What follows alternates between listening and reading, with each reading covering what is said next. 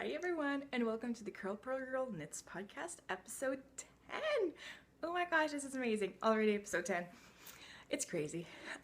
We are Monday, February 20, 2017. It is my day off. I just finished my contract yesterday. And my sister is coming in town tomorrow, so I'm getting ready for that. So I'm just trying to record in between getting all my stuff from work cleared out and getting everything ready for my sister to arrive tomorrow. I am Catherine, your host, and you can find me under Instagram and Ravelry under the Curl Pearl Girl Knits. And you can also go into the groups tab on Ravelry and find the Curl Pearl Girl Knits podcast group and join the discussions. So I didn't record last week. I was extremely tired and I just kind of needed a day off from work, like a full day off. And so I just decided to take the day and enjoy it and do all the little things that we also need to do in life, like groceries and laundry and all that stuff. So excuse me for not doing a podcast last week, but as I said earlier on, it would go between 3 and 4 weeks depending on working schedules and all those things. So let's get into the crochet section. Let's start with crochet today. I am going down the rabbit hole of the hexagons crochet blanket. Yes, I am. All I've wanted to do lately is crochet hexagons. That's all I want to do. I don't want to do anything else. I still did some knitting, as you will see. It was just easier for me to crochet those hexagons at work, and I just love it. I just love it, and I love the final product. So I'm going to show you a little bit of the crochet that I've done, and we'll go from there. Sorry, in this episode there will be some crochet, some knitting. There will also be some spinning, and some cross stitching, and yeah, and then I have a project that I would like to have your opinions on, that I will talk at the end of the episode. So let's try. This is all I've done. It's not that much, but I would have wanted to have way more than that because I just love it. It's so fun to do. It's literally extremely fun to do. If you like crocheting and if you don't want necessarily to crochet on a huge blanket, and so that's the perfect project, because then you can just do your little hexagons, and then when you're ready you can just assemble them or assemble a few of them, and then when it starts to get too big you start to assemble another batch and then connect them together. It's perfect. I feel like now that we're still in the winter, like I don't see it quite as much as I'm going to see it in the summer, but I feel that this is going to be the perfect blanket summer to work on, as you don't have a huge amount of yarn and fiber on your lap as you're doing it.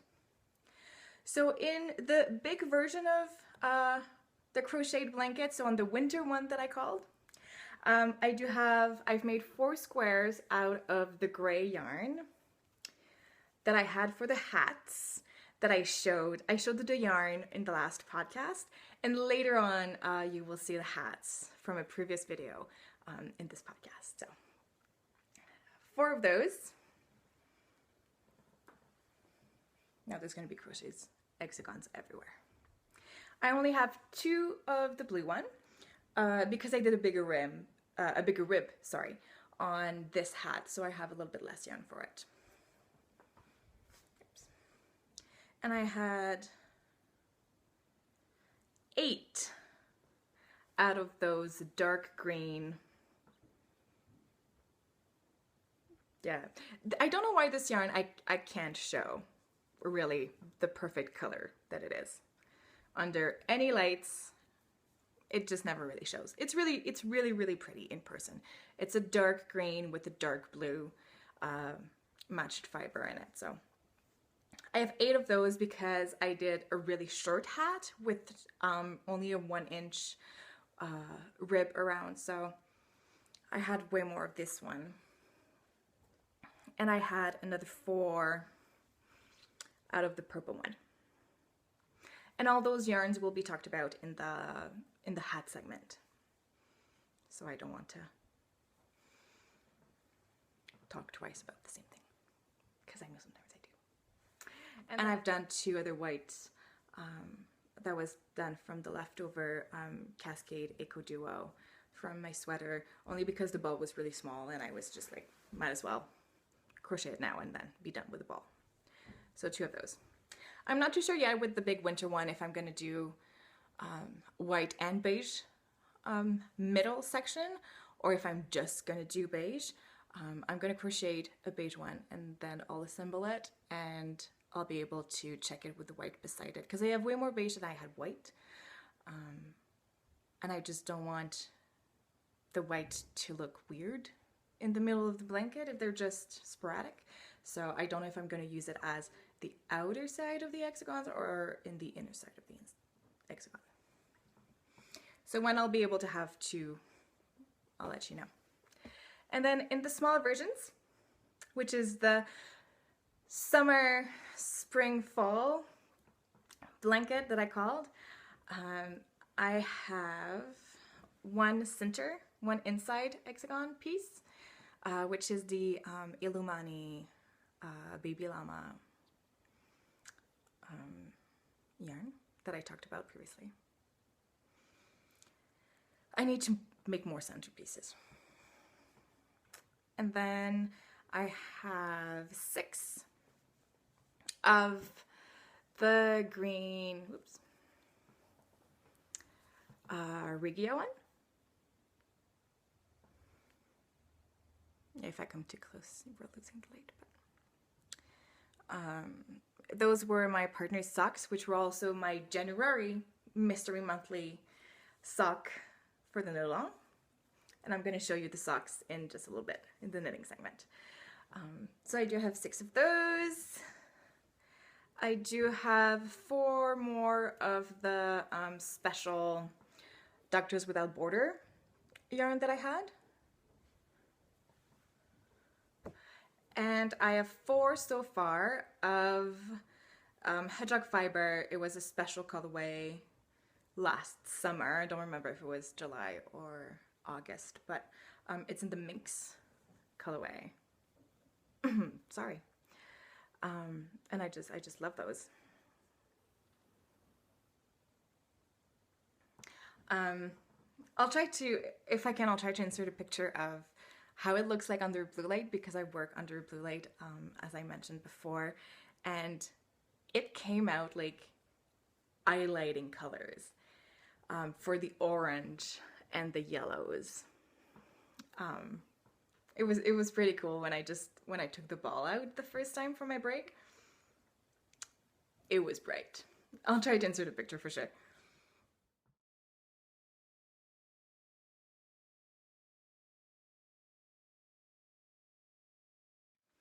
And so this is what I have left of it. I was debating if I was starting a normal crocheted blanket like everybody's doing. And I did spend a really long time this morning looking at it, because I was like, I had enough to like probably do a row if I want to do a row with this gorgeous hedgehog fiber one. And as I was looking at it, and as I was looking at the projects this morning and in different ways to do chainless foundation and things like that, I'm not too sure. I feel like I want to, but I also feel like I don't want to. I feel like I want to do it for the process of it, but I don't think it would be something that I would necessarily use afterwards. So I think that I'm going to use this and make more hexagons, because this is my happy place. This is truly my happy place. So I think I'm just going to do more of that and possibly do a crocheted blanket, but with more of the less precious yarn that I have. So for possibly giving it for people or for charity or for whatever. So these are all the single hexagons that I've done, and I've assembled one of the tiny ones. and there's a lot of strand coming out of it, so. But here's what I've done. This makes me so happy. I know it may sound silly, but this makes me happy. And now I can actually start to envision how it's gonna look like, all patched up like this, with a beige centered in each and every one of them.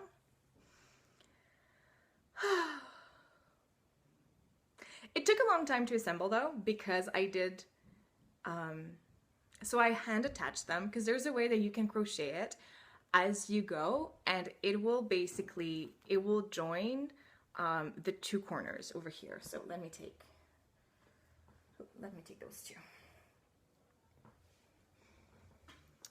So as you go, I do leave a really, really long piece at the end. It's not necessary to leave it as long as that, but I prefer to have a longer piece than actually starting to sew and be missing a piece. But, so as you go, there's a way that you can do that when you do those chains to turn, to actually attach those ones together. But this leaves a hole in here, right? The corners are attached, but not the side. There is nothing wrong with this. It makes it really, really loose and floppy and moves really nicely. But I know that for me, it would drive me crazy to try to grab the blanket and my fingers go into the holes of it as I'm trying to move it, or for whichever reason. So that's why I fully sewed, hand attached my hexagons together. And so this is the back. So you really you don't see it,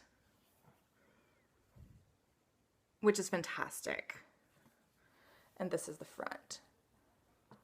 And so I take my beige strand to attach it all around it. And what I've done is that when you finish your hexagon, then you have that strand that is coming out of the middle of one of the sides. And I attach that side with the strand coming out to the center piece, and then just run my thread along and then sewed the side. And I did that for every strand that I have. And I'm just keeping them there. I did tie a knot at the junction here, at the end of the seaming. I said sewing, right? Seaming. Excuse me. I did tie a knot at the end, so I'll see if I'm just threading it a little bit and then cut it out, or if I'm actually using it to attaching another side. I'll see how that logistic when I'll have more than one, but this is how it's looking like, and I am so happy about it. And I think that I had so many plans for the rest of the day today. And of course, once again, I'm probably going to do one of everything. One on my list of things that I wanted to do. And because I need to do laundry and groceries, and because we have one day off in the week, we do basically take that day off to do all the groceries and cleaning and laundry and anything that we need to do. And so I'm going to do part of this and see what time is left for me to actually craft. But I would love to make another fall hexagon like this by the end of the day, which I'm not sure it's going to happen because it takes time to kind of sew everything together and make sure that you're into everything and things like that. But for me, it is worth every single minute that I spend on it, knowing that it's perfectly closed. And if it's not something that is bugging you, then I would say just go along and attach the corners together, and you will be saving a tons of time by doing so. Okay, so this was the crochet. So let me take 1 minute to put everything in the bag before I actually lose hexagons on the floor, and I will be right back. Okay, the only thing that I need to mention with those crocheted hexagon is that I have 2 different sizes of hooks, of course, because of the bigger yarn and the smaller yarn. So I am using a 2.5 millimeter hook for the smaller one and a 3.5 for the bigger one. These are just normal metal hooks that I had, and I'm okay with it. I don't need the big cushy section for your fingers. I'm totally okay with this. So maybe eventually, is if I'm doing a lot, then it's gonna get then I'm gonna get a little bit more picky, but for the moment those ones are working great for me.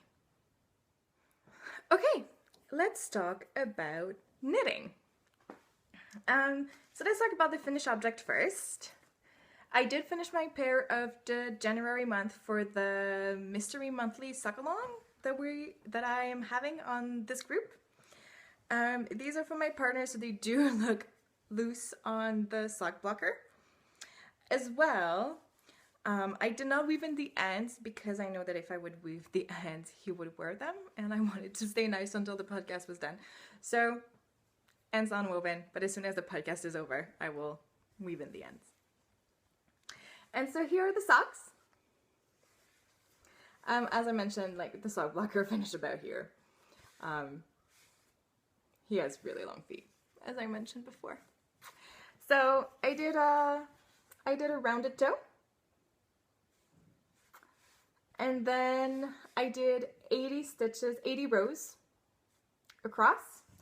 I did a fish lip kiss heel. This is generally my go-to. And then I did, if I recall correctly, 60 rows? 60 or 65, I believe 60 rows up, and then 20 rows of 1x1 rib. I do toe up.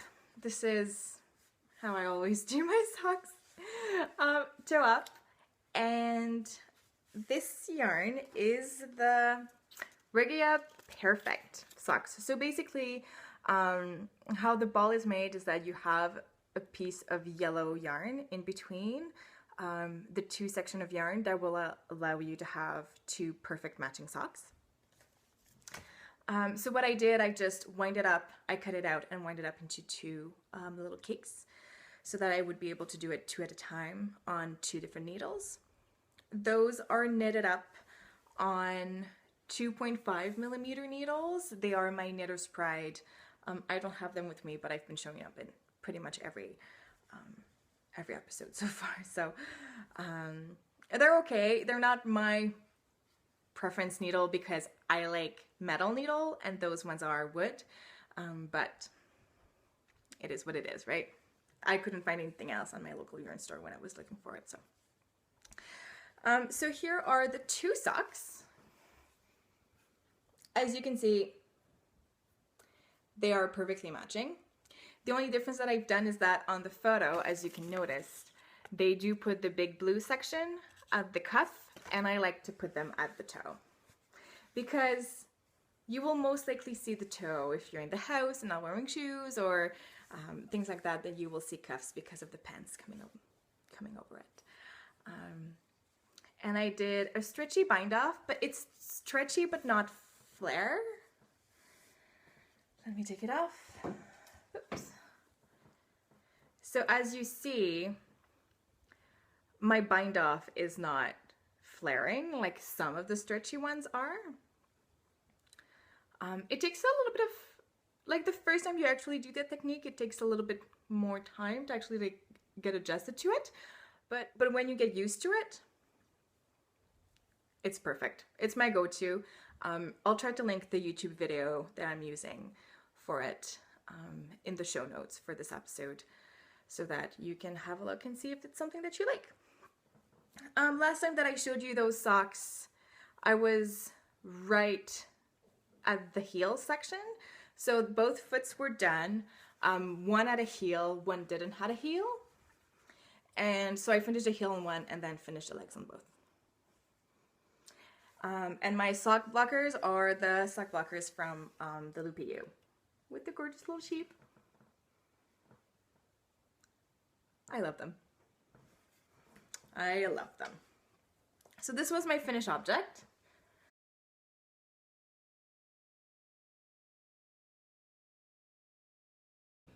Hi, so here's my quick segment about the hats.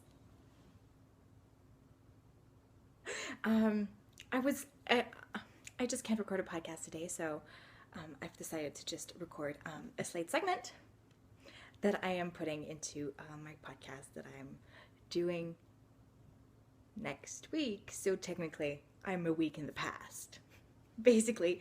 And because I'll give those hats tomorrow. I really wanted to show it to you guys before I actually do so. So let me put my cup of tea a little bit further away because it's a little bit in the way. Okay, so I've made 4 hats of the same pattern with some different variations of it. So the first thing that I'm going to do is that I'm going to talk about the yarn, and then I'm going to talk about the needles, and then about the hats, because they are different needle sizes, because I had 2 different yarns. So the blue hat, here we go. So this blue hat and this gray hat were both made with the Uptown worsted yarn by Universal Yarn.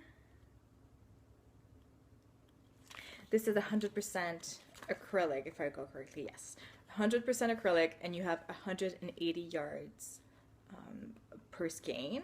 It is a size 4 medium. And the gray is in the color Granite.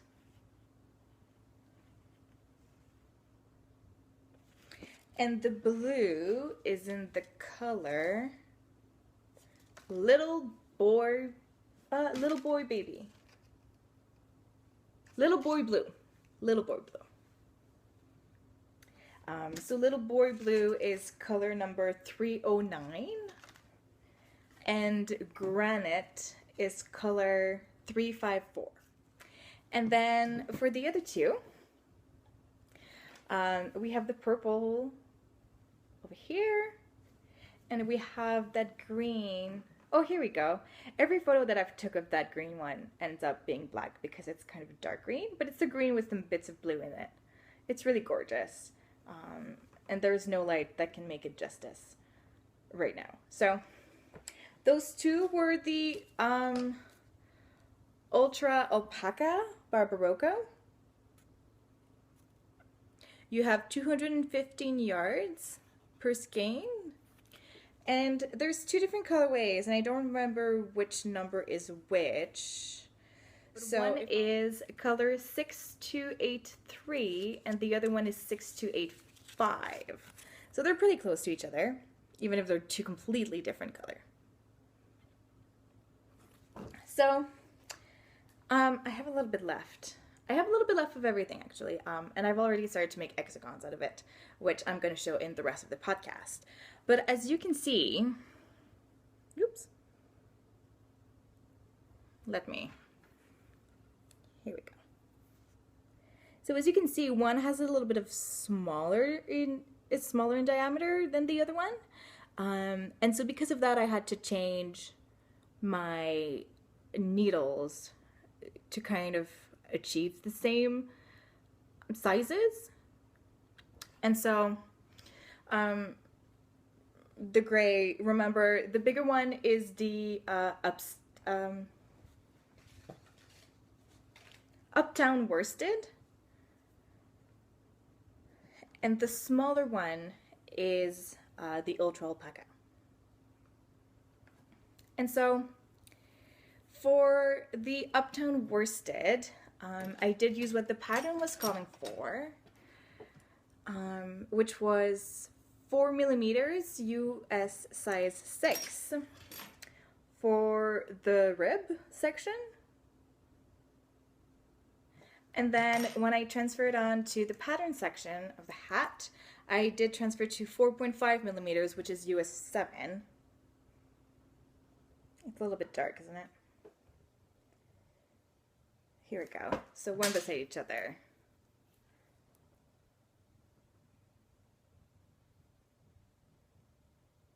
And for this, I use my Addy Click interchangeable set with a cord, and I just magic loop. This is a really, really long cord, I know, but it's the only one that I had available at the time, so I preferred longer than shorter, for sure. So those are the ones that I've used for the Uptown worsted. And then for the Ultra Alpaca, I did use 2.75 fixed circular from Addy Turbo for the rib.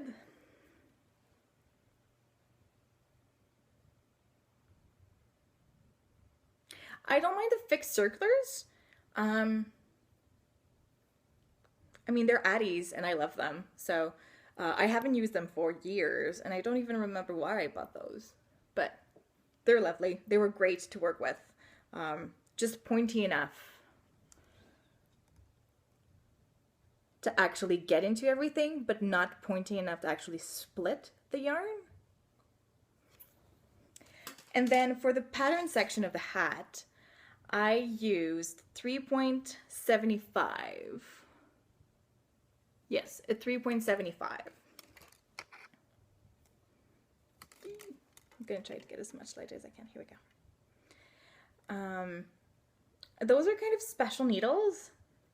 They are hexagonal needles. So I'm going to talk a little bit more after this segment because they're worth talking about.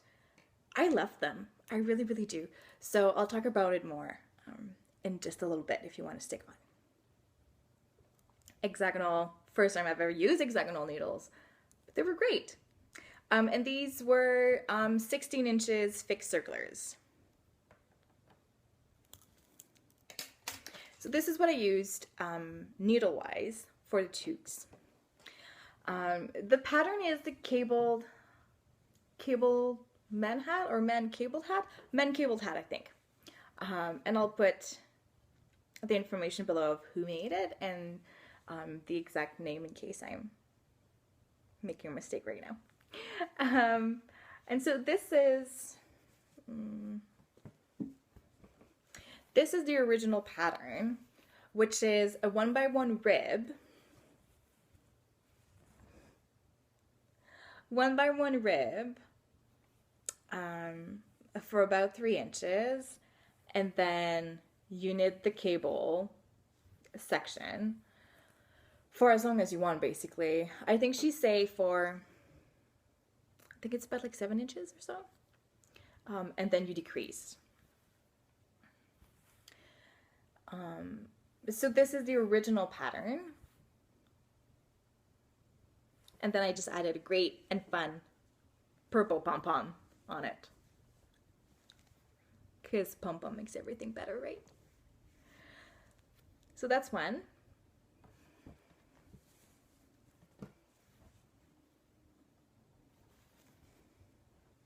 So, and then in the other in the same yarn, which was this green, I did the pattern, but I only did a 1-inch rib.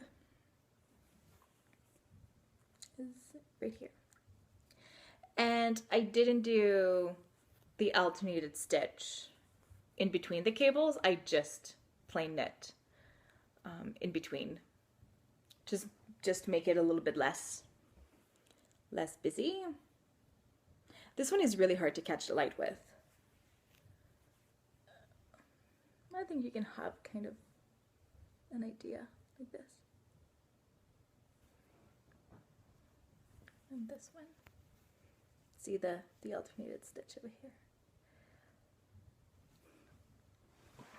And then I did the same thing for the other two. So I did the alternated stitch right here. But this one I've made a longer rib section. I think I've done about 4 inches of it. And this one I've done 2 ribs instead of a 1-1.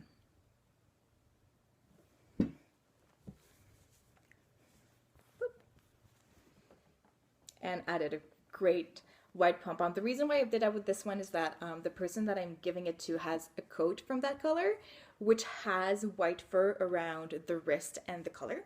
So I just thought that making it with the white fur pom-pom and the color of the coat would be a nice touch to go with it. And then the last one, I also did just a normal knit in the middle. And I went with the 2-inch 1x1 rib for this one. So they're all similar, but they're all different, which I kind of like. And this is such a great pattern. It's super intuitive. And like I said, I think on my last podcast, I would definitely recommend it. It's super easy to remember. And then I've been able to knit 4 toques in about 3 to 4 weeks, depending. It really doesn't take that long to knit one. Definitely you can do this like during a weekend easily, depending on if you change a few things or how long you make the ribs and how big your yarn is, and little things like that. So I was really, really proud. I wasn't sure if I would be able to knit all of those 4 toques before the end, and before I'm not working with them anymore. And I knit those 3. So this is the first one I did. This was the second one that I've done. This was the third one. At that point, it was fine. I just kind of wanted to be done knitting the same thing over and over again. And by the time I was knitting this one, I'm like, I don't want to knit it anymore, just because I've been knitting mine before that. So I've basically knitted 5 times that pattern in since January 1st. So in 6 weeks, I've done 5, not identical because they're not identical, but with the same base pattern. So I just kind of wanted to knit on something else. But on the other hand, I knew that if I was knitting on something else, I would never pick it up and never finish it. And in that case, I cannot give 3 and then leave one person without it. So I just did it. I worked through it. I've made it. And it's now done. So I'm going to give those to them tomorrow. Hopefully, if I can make it tomorrow. So if I can rub them by tomorrow, that's what I mean. If I can rub them all by tomorrow and make it work, then I will give it to them tomorrow. If not, for sure on Wednesday they will get it, and we'll see if they like it. I really hope they will, though. I would be sad if they wouldn't, but hopefully they will. So this is all I have for my hat segment, and so let's go back to the podcast. And so since it is February, I started on in February my socks for February for the knit along. The skein of yarn is Lorna's Lace. It is the Soulmate base, which is a 55 superwash merino wool, 15% nylon, and 30% Outlast viscose. And it is in the Aslan colorway. I did a shawl out of this yarn before, so I know it. Here's the cake.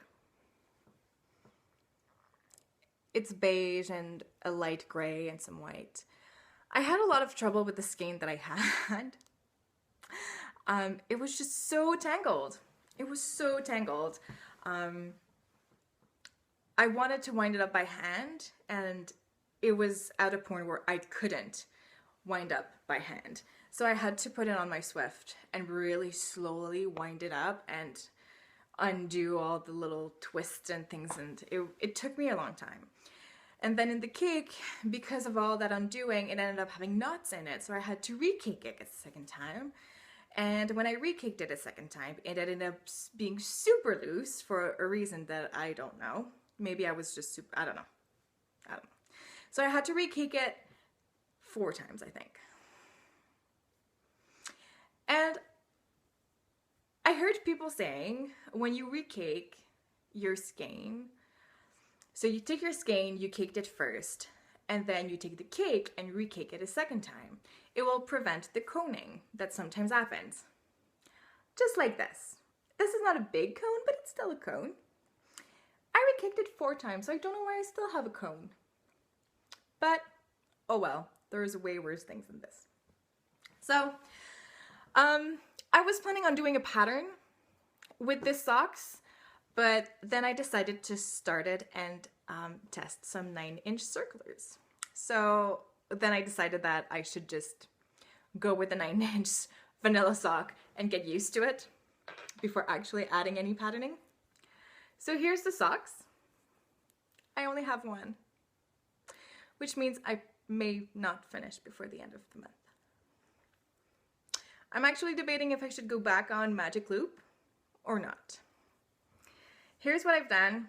I've done the rounded toe, which ends with my little teacup stitch marker, progress keeper, sorry. My little teacup progress keeper. And where the green stitch marker is that I have 50 rows done between the bottom, between the end of my rounded toe and my stitch marker. And I'm not sure yet how I feel about the 9-inch. I got the bamboo hayas.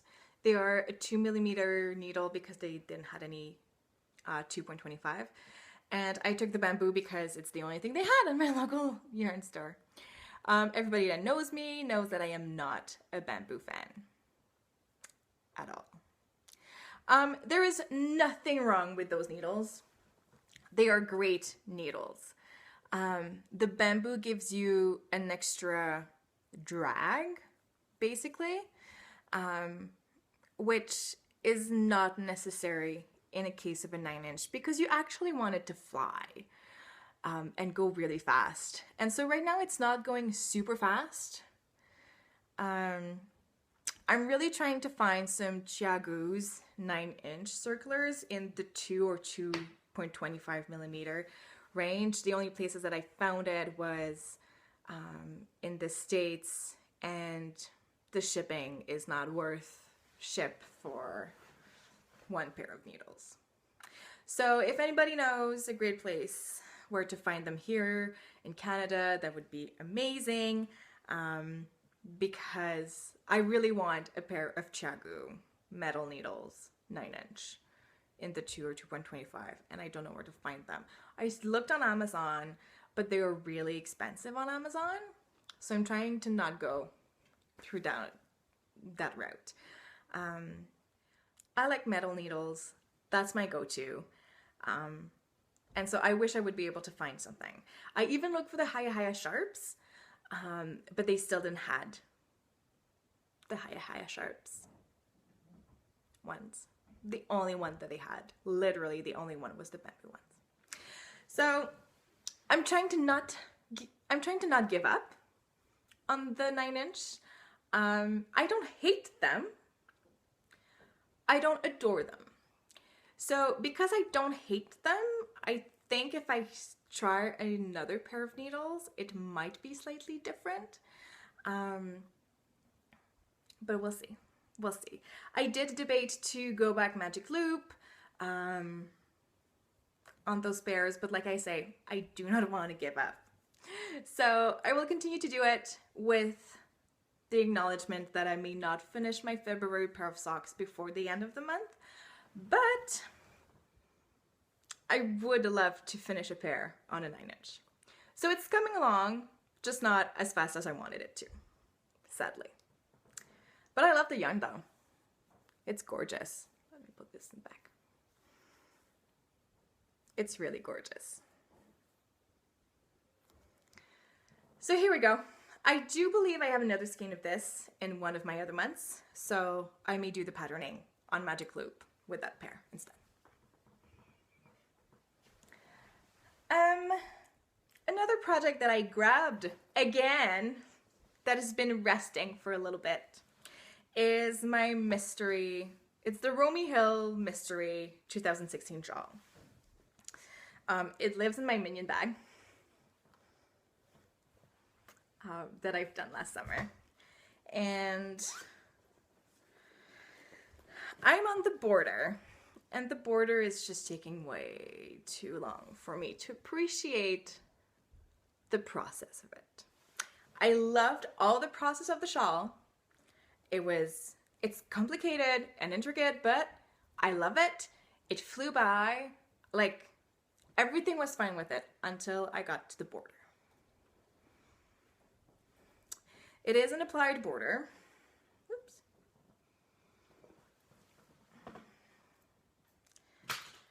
So here's the shawl. Just a quick reminder because it's been a really long time since you guys have seen it.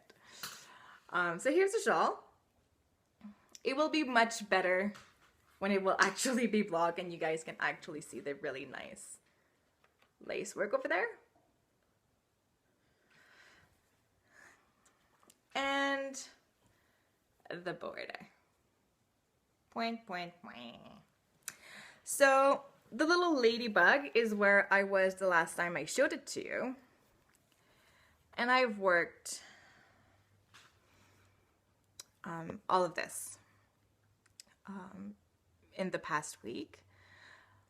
The thing is that I need to concentrate when I do it because there's a lot of twists and turns and do this and do that, so I can't have my mind at two places at once. I really need to focus on this. It is gorgeous though. Let me do this. Here we go. Like, it is gorgeous. I just feel it's a lot more work than it should be for me. And so it takes me a while to work on one section. And I have all of that left. I did put stitch markers in every section, just to make sure that if anything happens or if I forgot a row or anything, I will still be at the good mark for the next section because it's so precise. So I did take the time to put stitch markers between every, but now it makes music. Can we start a knitting music group? Okay. So I feel like I need to do a little bit of this every day so that I will not leave it again for a couple of months like I've just done.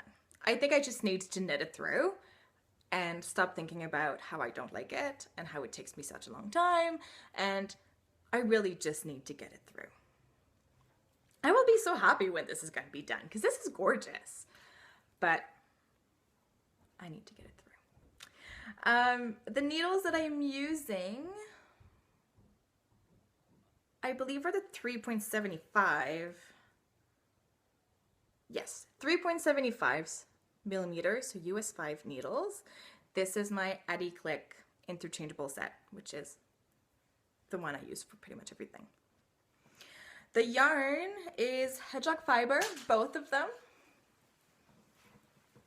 The white is the typewriter on the sock base, and the colored one is the one that I showed you previously, this one, which is on the twist sock base, and it is in the minx colorway. So see how it actually knits up when you knit it, and then how it looks like when you crochet it. So it's a little bit different because you have a little bit more gray section, but it is gorgeous. I love this colorway. I have a second skein of it, and I need to really find the perfect project for it because it is gorgeous. I'm not a super colorful kind of person in what I wear, but this is pretty. So here was the shawl.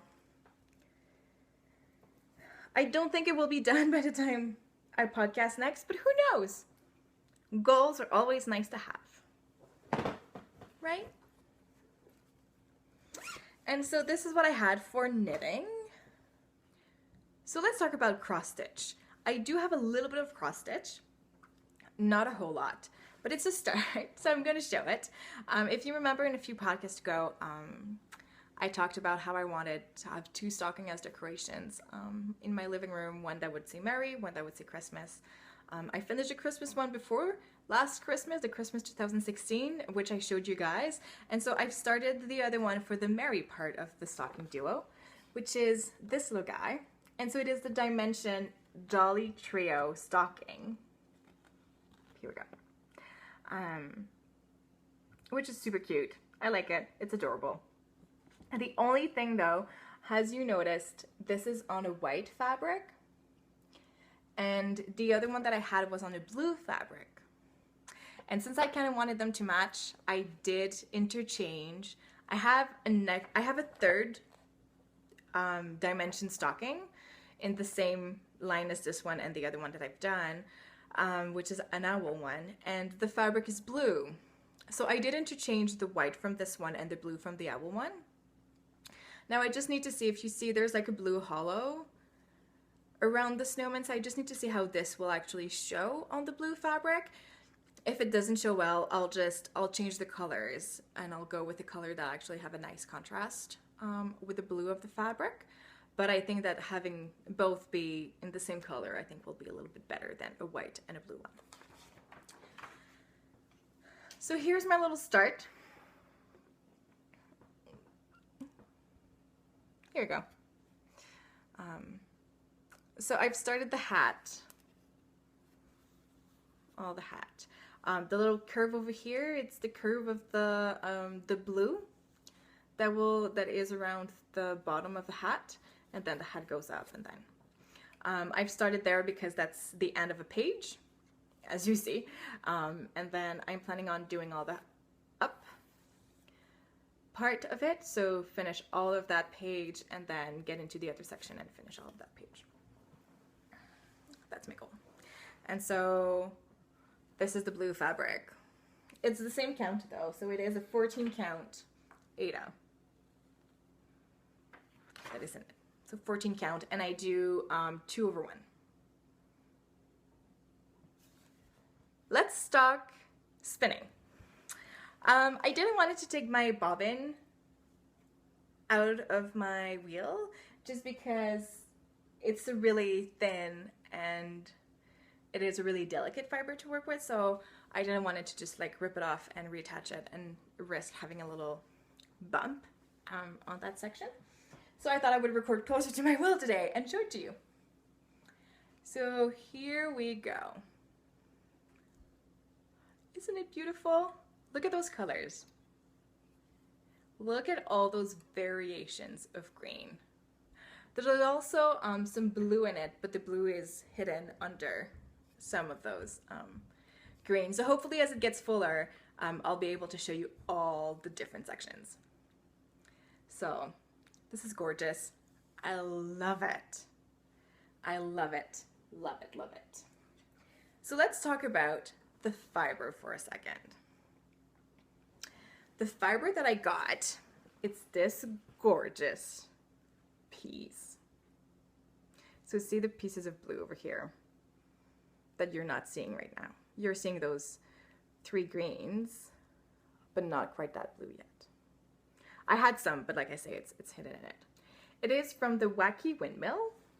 Here's her card. And I bought this at the Fiber Shining here in Calgary a few months ago. I think it was in October, if I recall correctly. Kim Ward is the owner. She is lovely, as she was there. I need to go and see her website. And it says on the card, it's super cute, it says, "Have you had your daily dose of fiber?" Which is one thing that I want to do, is spin more. I miss my spinning wheel so much. But I need to move it from where it is to where I spin. And generally, if I'm coming back from work, I'm just going to pick up whatever knitting project is on my side table beside the couch and just knit from there. But my goal is to do more spinning, even if it's just 10 or 15 minutes a day. Just get it a little bit more in my life. And so this blend is 50% superwash merino and 50% seashell. It is in the color Happiness is the Truth. And this is 4 ounces per roll. I bought 2, so I bought a total of 8 ounces, which I am super happy I did. Those were the last 2 of this color on the table when I went, so I grabbed both and I walked around. She had a lot of option, which was really, really fantastic. And I stopped on those 2, and I was wondering if I wanted 2 of the same color, of 2 of different colors, of 2 different fiber sections, options, not section. And I decided to buy just the 2 of those ones. And it spins like butter. It is amazing. No drafting, no pre-drafting. I spin directly from it.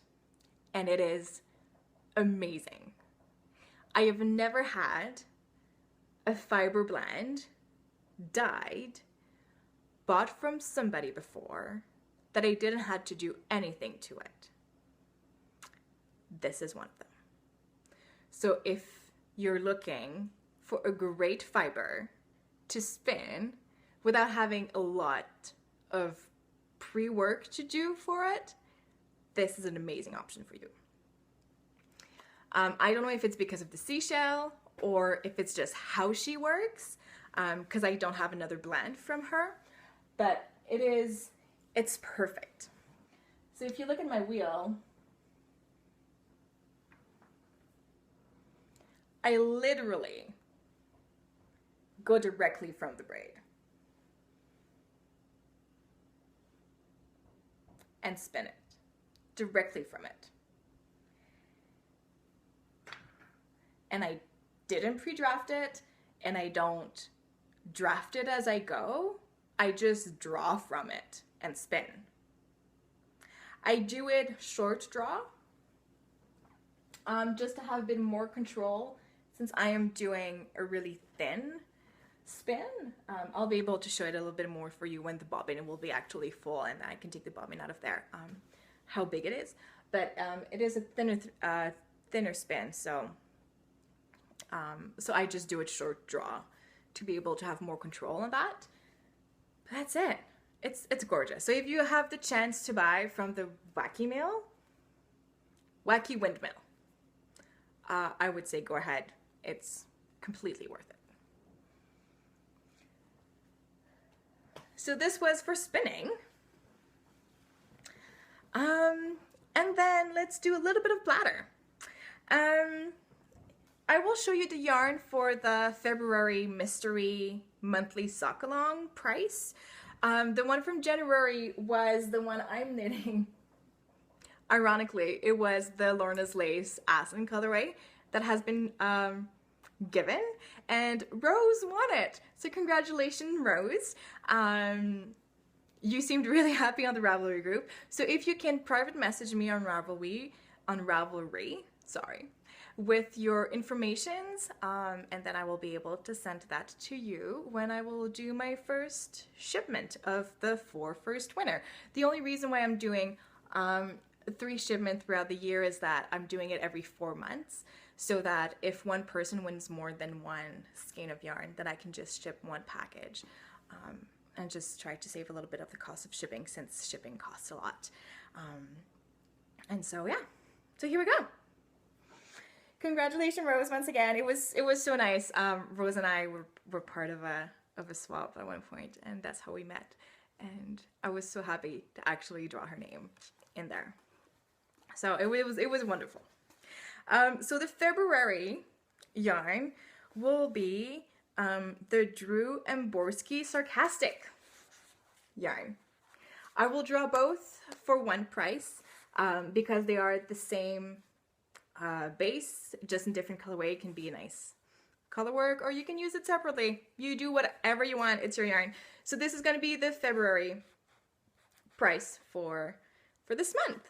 So you have until the 7th of March to get your February sock done and get it into the Ravelry FO thread.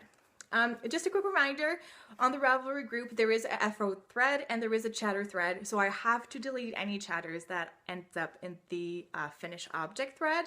So just a reminder, if you want to chat or if you want to say to somebody that their finished pair of socks that they put in the finished object thread, please go ahead in the chatter, tag them and tell them that their sock was amazing, but just don't do it in the finished object. That would help out a lot for drawing the prices for me every month, since it is a year-long knit along.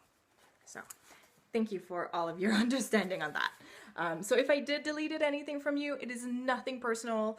I do mention on the FO thread that I will delete everything that is not finished object. So I do put in there though a section when I say January is done.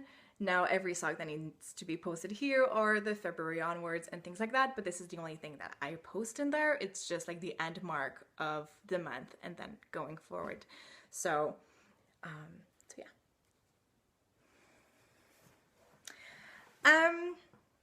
Okay, let's talk about the project that I wanted to talk to you guys about and wanted to have your opinions about. So this is the owl blanket that I showed on my first episode and onwards. I touched it a teeny tiny bit. And by teeny tiny bit, like 4 rows. Okay, so here's the blanket. So here's the first side. And here's the second side. And I was doing this for a friend. She's not waiting for it anymore, I think, at least.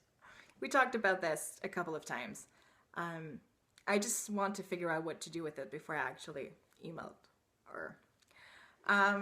The more I look at it, and the less I'm happy with the stitches that I get. It is really loose. Even if I took smaller needles than actually the yarn was asking for, the double knitting is giving me a loose gauge, and because of that, my stitches looks uneven. I don't know if you can actually see.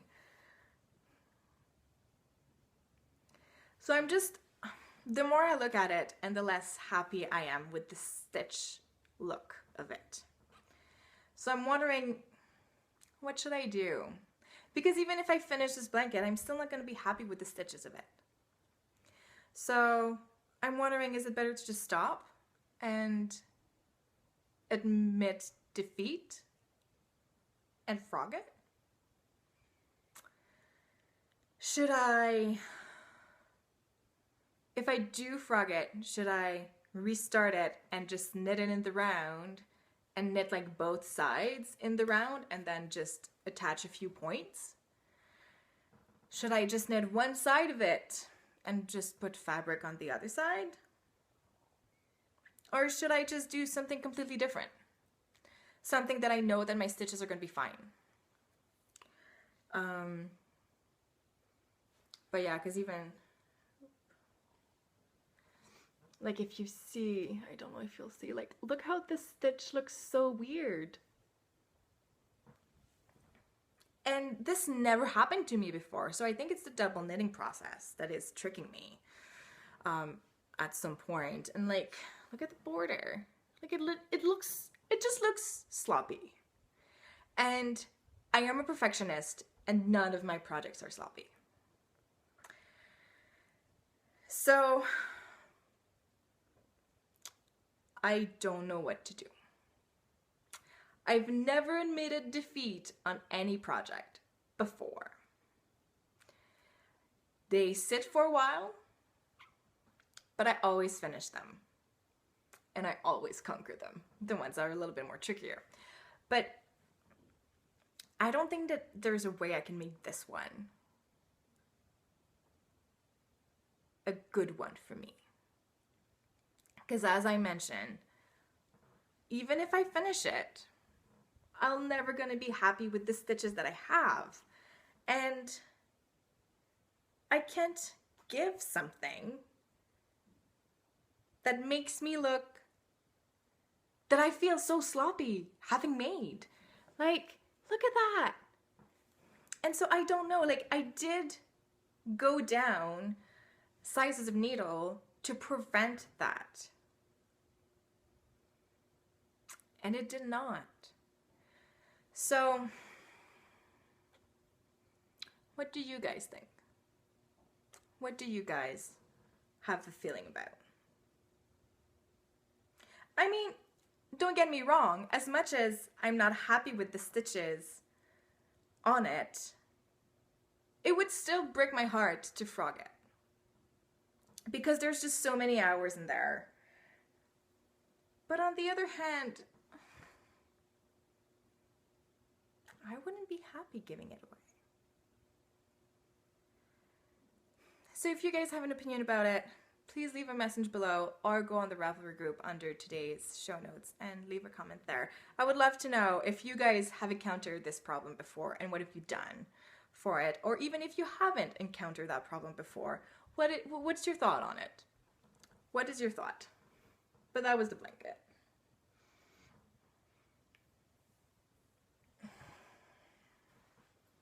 Yeah.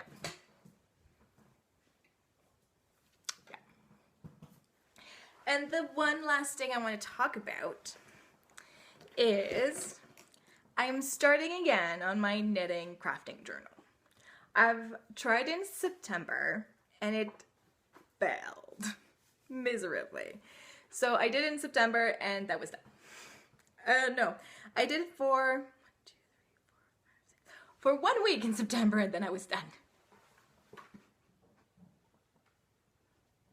They're just things in life, right? So this is what I actually did in September. So I did a list of all the projects that I was working on and then the days of the month, and I crossed the one I didn't work on and then I put the amount of hours I was working on other things. Now where it gets tricky is when you take a project like 3 times in your day to work on it. Like if I go to work and then I work on something on the bus and then work it on my lunch break and then coming back, I don't necessarily have an accurate time on how much I did it. So that's where September failed for me. But one thing that I really did like and enjoy was my goal.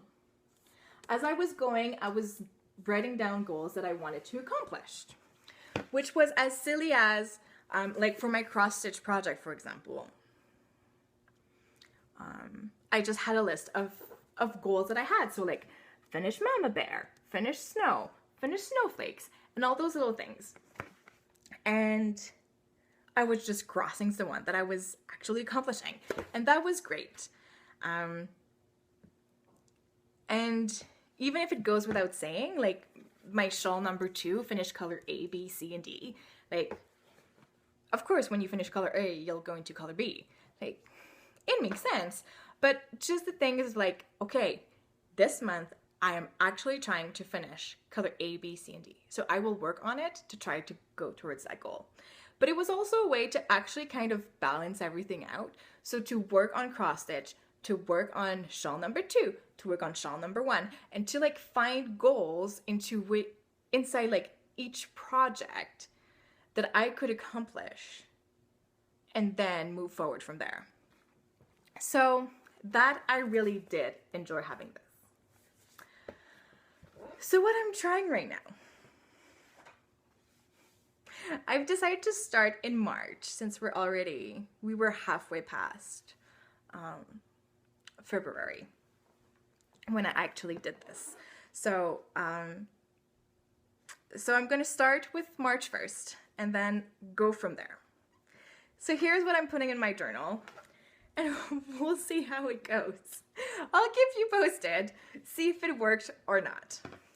So I did a big calendar of the month. I also marked every day that I'm working, knowing that if I'm working that day, there's no way I can knit for 12 hours. But I'm not working here, so maybe I can knit for 12 hours. So knows the, like, just to know the day that I have a little bit more free time.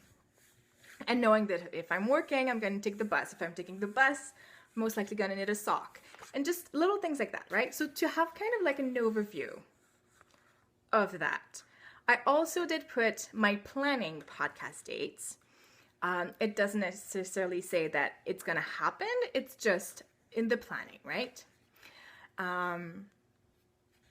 Yeah, and then every day I will just write what I've worked on. So if I worked on my February socks, or if my March socks, or if I worked on Jason's Star Wars socks, or did some cross stitch, did I do some sewing, did I do some spinning? And then afterwards have a look at the month and see, and hopefully after a few months, see what the pattern is, and then readjust a little bit more if needs to be. So yeah, and then also put like the day that I podcast. Did I edit the same day? Did I edit the next day? When did I put it on YouTube?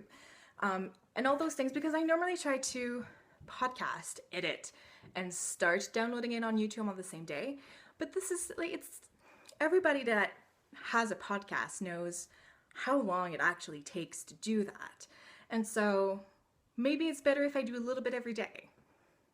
If I record one day, if I edit the other day, and if I start to put it on YouTube on the second day, or I'll see. To try to maximize as much as I can all of that planning.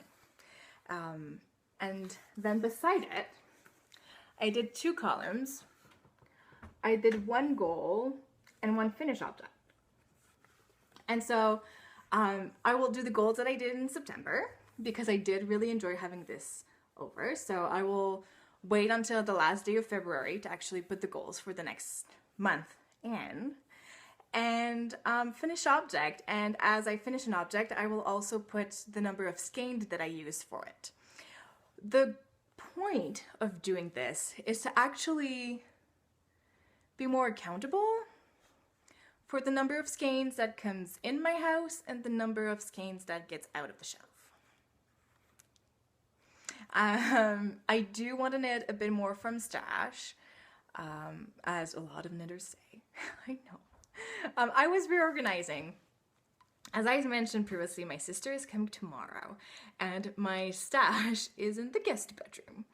I had some stash in the office closet, and then I had some stash in the guest bedroom closet, and I kind of wanted to condense it and just do a big clean. Give away skeins that I know I'm not gonna knit, or frog projects that I'm not gonna finish, which didn't happen because I don't like frogging. So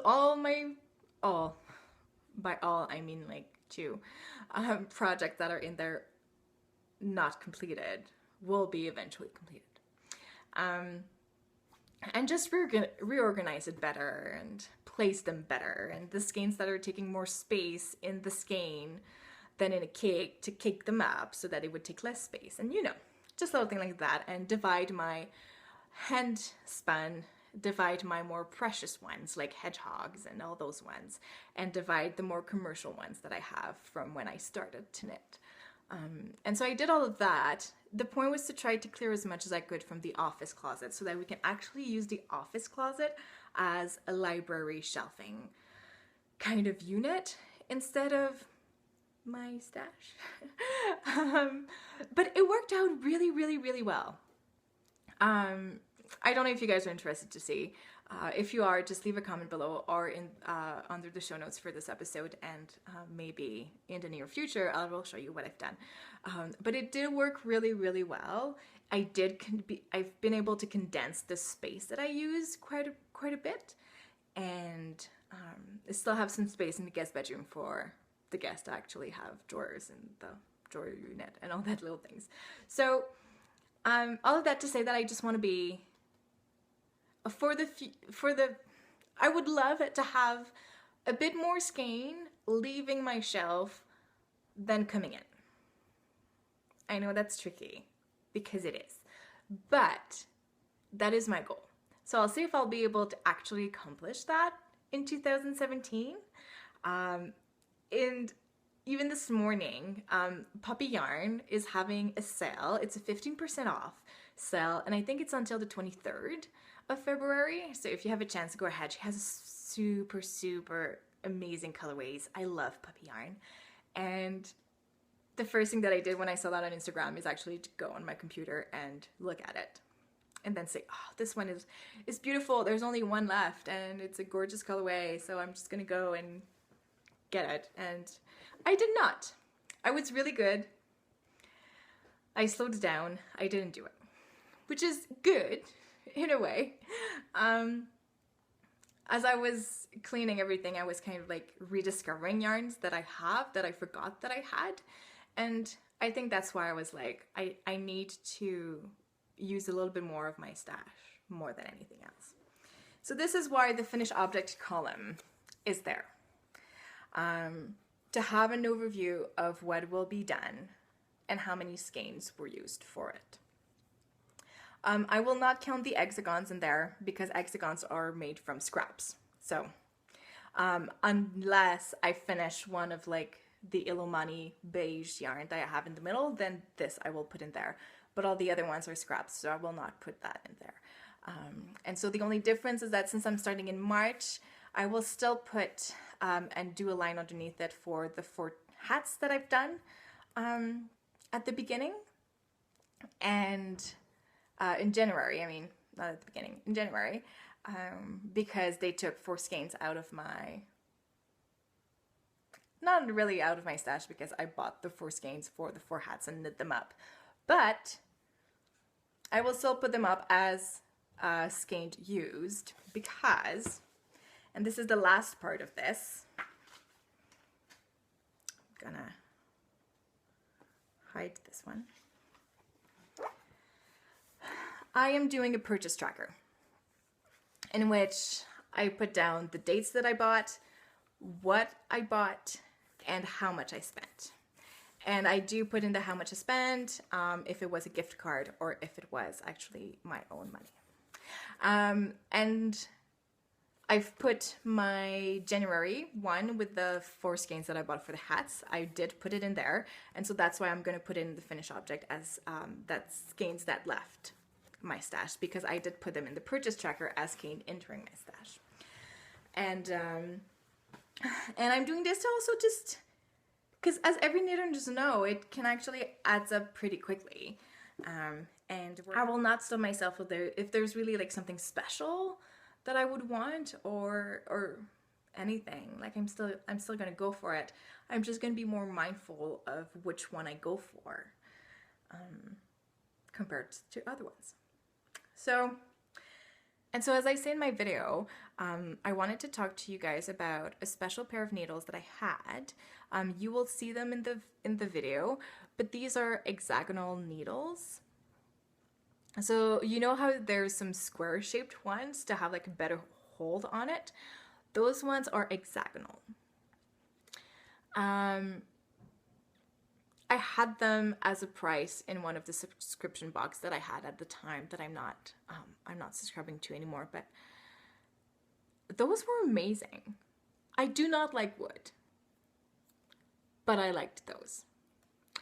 The wood is maple, so it's super, super soft wood. So as I was knitting, I kind of felt like I was getting into it, like it was so soft.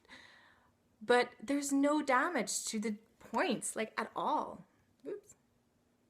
It's kind of, like it's all fine. So I think it's just because the wood is super, super soft. And the cord doesn't have a big memory at all, because it was at least turned it like this, and when you knit with it, there's no memory from it. And the hold, like the grip on those is really, really nice. Like I don't know, I've never knit with a square needle one, so I can't say for the square ones. But I think because they're hexagonal, you have the nice grip that you have with a flat edge, but you still have a rounded enough shape to actually feel like you have a needle and not a square. But like I say, I never knitted with a square needle, so I might, who knows, maybe I would knit with a square needle and I would be like, this is amazing. But hexagonal needle, they are great. If you go on their website, you will see they have different wood options and different needles options. They are not necessarily the cheapest, but if you want a good needle, everybody knows that most of them are a little bit more on the pricey side, except for Haya's that has a really great price for what the quality that they're actually giving. So if you want you guys to have a look at this, those are great needles. And I think this is all I had to say for today. This is a little bit of a longer episode than I normally do, but this is what I get, I guess, when I do a 4 weeks instead of a 3 weeks. And I hope you guys have a great weeks to come. I hope you enjoyed this episode, and I will see you next time. Bye.